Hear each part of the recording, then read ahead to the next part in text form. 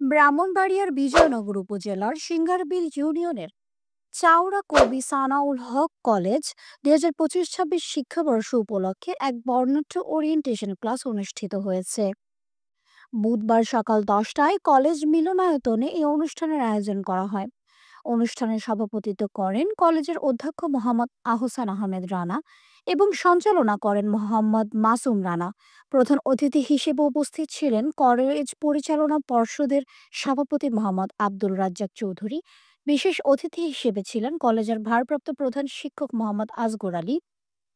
শিক্ষার্থীদের মাঝে কলেজের পক্ষ থেকে বিনামূল্যে ব্যাগ, পোশাক এবং আইসিডি বিষয়ক বই বিতরণ করা হয়। পাশাপাশি বিজ্ঞান বিভাগের শিক্ষার্থীদের মাসিক বেতন সম্পূর্ণ মওকুফ করার ঘোষণা দেওয়া হয়, যা শিক্ষার্থীদের মধ্যে আনন্দ ও উদ্দীপনার সঞ্চার করে।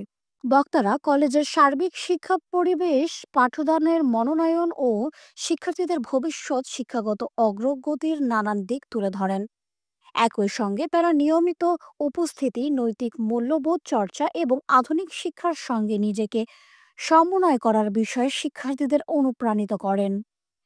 অনুষ্ঠানে একাদশ ও দ্বাদশ শ্রেণীর শিক্ষার্থী ছাড়াও তাদের অভিভাবক, কলেজ নির্বাহী কমিটির সদস্য এবং স্থানীয় গণ্যমান্য ব্যক্তিবর্গ উপস্থিত ছিলেন।